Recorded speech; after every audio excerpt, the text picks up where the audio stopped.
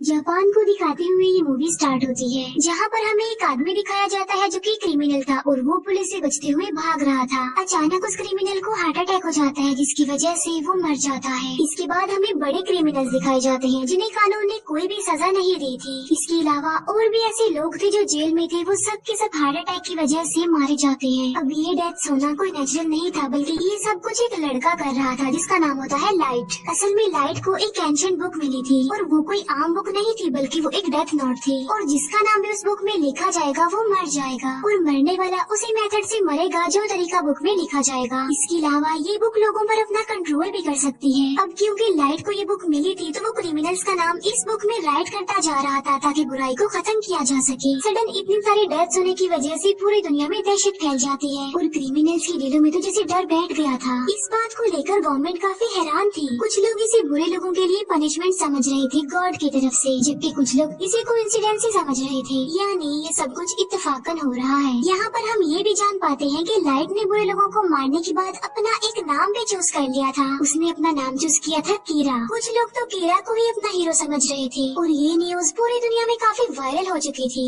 इसके बाद हमें लाइव न्यूज पर एक क्रिमिनल दिखाया जाता है जिसने एक फैमिली को प्रिजनर बना लिया था। लाइट समेत सभी लोग इस न्यूज को देख रहे थे। लाइट के हाथ में उस वक्त वो डेथ नोट भी थी। थोड़ी देर के बाद ये न्यूज दिखाई जाती है कि अचानक से उस क्रिमिनल की डेथ हो गई है। कीरा यानी लाइट इस पार्ट में भी एक स्टूडेंट ही दिखाया गया है जो कि लॉ का स्टूडेंट है। कीरा की एक बेस्ट फ्रेंड होती है जिसका नाम होता है मीसा और उन दोनों का रिलेशनशिप काफी अच्छा था। कॉलेज में लाइट मीसा को अपने बारे में बताता है कि एक रात में एक बार में गया और उस बार में क्रिमिनल्स भी थे, यानी किलर, चोरी करने वाले एक्सेट्रा। लाइट वहाँ पर कुछ क्रिमिनल्स की बातें सुनता है जो क्राइम करने के बावजूद भी खुश थे क्योंकि उन्हें सजा नहीं हुई थी और वो क्रिमिनल्स लाइट के साथ भी मिसबिहेव करते हैं, लेकिन लाइट चाहते हुए भी उनका कुछ नहीं कर सकता था और फिर भी बस लाइट बाहर से बाहर आ जाता है और वो अपनी लॉ की बुक को फेंक देता है, ये सोचते हुए कि ये बुक बेकार है, उसके किसी काम की नहीं, क्योंकि इस बुक के होने के बावजूद भी वो किसी को इंसाफ नहीं दिला सकता था। लेकिन उसकी लाइफ उस वक्त पलट जाती है जब उसे ये डेथ नोट मिलती है और ये बुक लाइट को एक जमीन पर पड़ी हुई मिलती है। और हैरत की बात तो ये है कि बुक के अलावा हर तरफ बारिश पड़ रही थी। इसके बाद लाइट उस बुक को लेकर घर आ जाता है। लाइट अपनी फ्रेंड मीसा से ये सारी बातें शेयर कर रहा था, लेकिन मीसा को वो बुक के बारे में नहीं बताता क्योंकि लाइट किसी से भी अपना ये सीक्रेट शेयर नहीं करता था। लाइट को जब ये बुक मिली थी तब वो इसकी रियलिटी के बारे में कुछ नहीं जानता था कि ये बुक, ये डेथ नोट आखिर है क्या। लेकिन लाइट इस बुक के रूल्स पढ़ लेता है, यानी रूल्स के अकॉर्डिंग जिसका नाम इस बुक पर लिखा जाएगा वो मर जाएगा। इसके अलावा नाम लिखने का मेथड, मौत आने का मेथड सब मेंशन होती है उस पर। फिर लाइट टीवी पर एक क्रिमिनल के बारे में न्यूज देखता है, तब वो इस बुक को चेक करने के लिए उस क्रिमिनल का नाम इस बुक में लिख देता है। इसके बाद रात गुजर जाती है और सुबह को हम लाइट को देखते हैं जो कि न्यूज़पेपर पढ़ रहा होता है। वो देखता है कि जिस क्रिमिनल का नाम कल रात उसने डेथ नोट में लिखा था वो मर चुका है। ये देखकर लाइट काफी शॉक्ड रह जाता है। इसके बाद भी लाइट को इस बुक पर बिलीफ नहीं आ रहा था, इसीलिए वो इस बुक को दोबारा चेक करना चाहता था और बुक को चेक करने के लिए लाइट उसी क्रिमिनल के पास जाता है जिसने बार में लाइट के साथ मिसबिहेव किया था और अब लाइट डेथ नोट में उसका भी नाम लिख देता है और साथ साथ वो उसकी मौत का तरीका भी लिख देता है। लाइट ने उसके लिए मौत का तरीका लिखा था हार्ट अटैक और देखते ही देखते थोड़ी देर में हार्ट अटैक की वजह से उसकी मौत हो जाती है और लाइट की आंखों के सामने ही वो क्रिमिनल अपना दम तोड़ देता है। ये देखकर लाइट और ज्यादा हैरान हो जाता है। अब क्योंकि लाइट ने सब कुछ अपनी आंखों से देख लिया था, इसीलिए उसे इस बुक पर यकीन आ गया था कि ये बुक और इसके रूल्स बिल्कुल सही काम करते हैं। लाइट जब वापस आ रहा होता है तब वो फर्स्ट टाइम इस बुक के गार्डियन से मिलता है और इस बुक का गार्डियन था एंजल ऑफ डेथ, यानी मौत का फरिश्ता। अब क्योंकि एंजल ऑफ डेथ देखने में काफी डरावना था, इसी वजह से लाइट उससे डर जाता है। लेकिन लाइट को बाद में ये बात पता चल जाती है कि जिसके पास ये बुक होगी एंजल ऑफ डेथ सिर्फ उसी को ही नजर आएगा।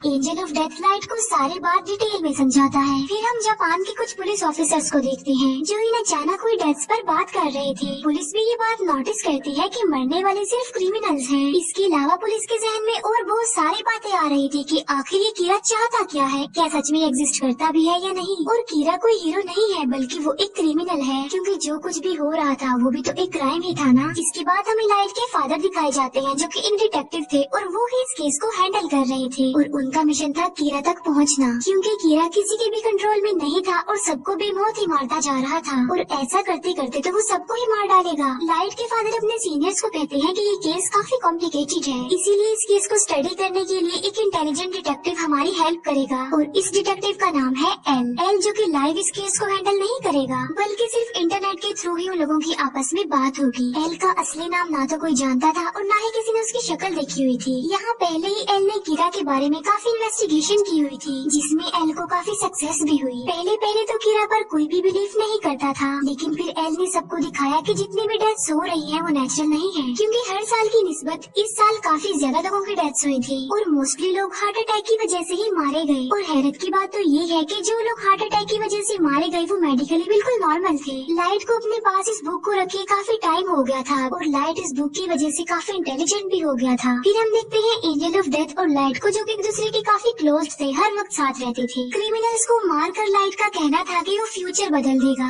यानी फिर दुनिया में कोई क्राइम नहीं होगा अगर क्रिमिनल्स मर जाएंगे तो। फिर तभी हम न्यूज पर देखते हैं कि एल सबके सामने आ जाता है, जहाँ पर वो कीरा को डिस्कस कर रहा होता है कि कीरा कोई हीरो नहीं है बल्कि वो एक किलर है और हम जल्द से जल्द कीरा को पकड़ लेंगे। ये बातें सुनकर लाइट को काफी बुरा फील होता है और इसीलिए वो एल को अपने रास्ते से हटाने के लिए और सबको ये बताने के लिए कि कीरा से टक्कर कोई अच्छी बात नहीं है, तो वो उस डेथ नोट में एल का नाम लिख देता है। और ऐसा होते ही टीवी वाले एल को अटैक हो जाता है और वो मर जाता है। सब लोग ये देखकर काफी हैरान रह जाते हैं और एल ये देखकर तो काफी खुश हो जाता है, लेकिन लाइट उस वक्त शॉक्ड हो जाता है जब उसे ये पता चलता है कि जो आदमी अभी अभी मरा है वो असली एल नहीं है। फिर हम देखते हैं कि असली एल सामने तो नहीं आता, लेकिन वो टीवी पर बात कर रहा होता है और वो कहता है कि कीरा मैं हूँ असली एल। और टीवी की ये ट्रांसमिशन सिर्फ जापान में ही सेंड की गई, जिससे ये बात तो क्लियर हो गई कि कीरा तुम जापान से ही बिलोंग करते हो। एल ये भी कहता है कि कीरा तुम सिर्फ उसी पर्सन को मार सकते हो जिसका नाम और शक्ल तुम जानते हो। ये देखकर लाइट को काफी गुस्सा आ जाता है और वो काफी वरिड भी था, क्योंकि अब तक वो ये सोचता आ रहा था कि वो नहीं पकड़ा जाएगा, लेकिन अब उसे फिक्र इस बात की थी कि उसका टक्कर लेने वाला एल जो आ गया है, क्योंकि लाइट ना तो उसका नाम जानता था और ना ही कभी उसने उसका फेस देखा था। इसके बाद एल और कीरा की इस फाइट के बारे में काफी डिस्कशन होती है। एल का कहना था कि मैं एक जस्टिस हूँ और कीरा एक किलर है, इसीलिए मैं कीरा को सजा दिलवाऊंगा। एंजल ऑफ डेथ भी इस मैटर में लाइट की कोई हेल्प नहीं कर सकता था, क्योंकि एंजल ऑफ डेथ बेशक बुक के मालिक को नजर आता है, लेकिन वो किसी का साथ नहीं देता। फिर हम देखते हैं कि एल अचानक होने वाली डेथ्स का डाटा निकाल लेता है और वो ये जान पाता है कि ये डेथ स्कूल्स और कॉलेजेस की छुट्टी के बाद होती है। इसका मतलब ये है कि कीरा एक कॉलेज स्टूडेंट है। फिर सबका शक लाइट पर होता है, क्योंकि उसके फादर एक डिटेक्टिव भी थे और वो कीरा के केस पर इन्वेस्टिगेशन भी कर रहे थे। अब क्योंकि लाइट अपने फादर के डाटा पर एक्सेस कर सकता था, इसीलिए वो शक के दायरे में आ गया। अब क्योंकि वो ये बात जान चुके थे कि कीरा स्कूल्स और कॉलेजेस के ऑफ टाइम में लोगों को मारता है, इसीलिए लाइट अब स्कूल टाइम में भी लोगों को मारने लगा।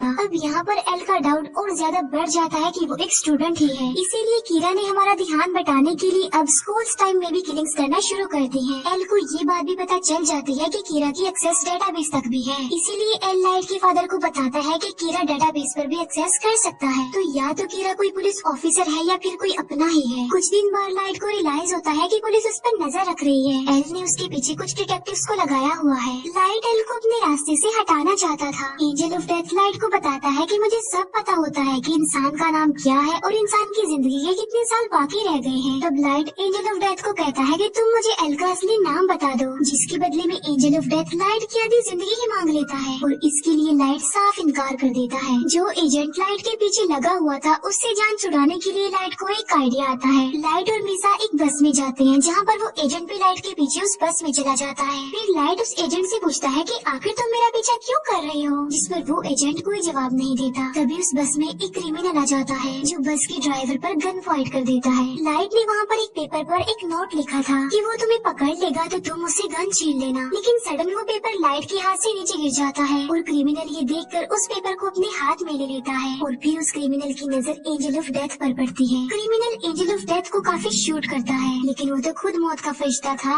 इसीलिए उसे कुछ नहीं होता। ये देखकर वो क्रिमिनल डर जाता है, इसीलिए वो बस रोक कर वहाँ से भाग जाता है। लेकिन एक कार उस क्रिमिनल को हिट कर देती है जिससे वो मर जाता है। ये सब कुछ लाइट के प्लान के मुताबिक हुआ था क्योंकि वो उस FBI एजेंट का नाम जानना चाहता था। इसके बाद लाइट उस एजेंट को कह देता है कि अब तुम मेरा पीछा मत करना। फिर हम उसी FBI एजेंट को देखते हैं जो कि अपनी वाइफ के साथ होता है। अब लाइट क्योंकि काफी इंटेलिजेंट था इसीलिए उसने इन एजेंट से जान छुड़वाने के लिए एक चाल चली थी। वो एल को तो मार नहीं सकता था इसीलिए वो उन लोगों को मारना चाहता था जिन्हें एल ने हायर किया था। इसीलिए अपनी किलिंग्स का आगाज वो उस FBI एजेंट से करता है। लाइट उस FBI एजेंट से सब एजेंट्स के नाम ले लेता है जो एजेंट्स इस केस में शामिल थे। लेकिन थोड़ी देर बाद ही उस FBI एजेंट की मौत हो जाती है और वो मौत भी हार्ट अटैक की वजह से ही होती है क्योंकि लाइट उस FBI एजेंट को जिंदा रखना नहीं चाहता था इसीलिए उसने उसको मौत दे दी। अब यहाँ पर सवाल ये उठता है कि अगर कीरा हीरो है तो फिर वो अच्छे लोगों को क्यों मार रहा है। इसके बाद सब FBI एजेंट्स एक एक करके मारे जाने लगे। ये बात एल तक भी पहुँच जाती है और इस वजह से सब पुलिस ऑफिसर्स काफी डर जाते हैं क्योंकि उन्हें लग रहा था कि कीरा के हाथों एक ना एक दिन वो भी मारे जाएंगे। बहुत सारे पुलिस ऑफिसर्स तो इस केस को अधूरा छोड़कर ही चले जाते हैं। अब क्योंकि पुलिस के पास और कोई भी ऑप्शन नहीं बचा था इसीलिए वो एल को कहते हैं कि हम आपसे मिलना चाहते हैं। फिर सब पुलिस ऑफिसर्स एल से मिलने जाते हैं। यहाँ पर हमें फर्स्ट टाइम एल दिखाया जाता है जो कि बिल्कुल यंग था और किसी बच्चे की लुक दे रहा था और एजेंट तो वो कहीं से भी नहीं लग रहा था। फिर हम देखते हैं कि उस एजेंट की वाइफ भी अपने हस्बैंड की मौत पर इंक्वायरी कर रही है और वो मीसा से भी मिलती है।